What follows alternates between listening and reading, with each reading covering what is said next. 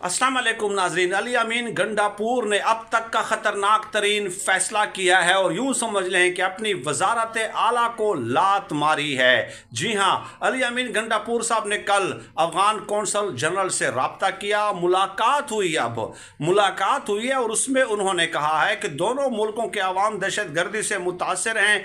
दोनों मुल्कों के दरमियान काफ़ी वसी मौके मौजूद है कि हम बाहमी तिजारत को फ़रोग दें और कहा कि इस हवाले से एक जरगा तश्कील देना चाहिए जो ये देखे कि हम दोनों ममालिक कैसे ताल्लुकात बेहतर कर सकते हैं।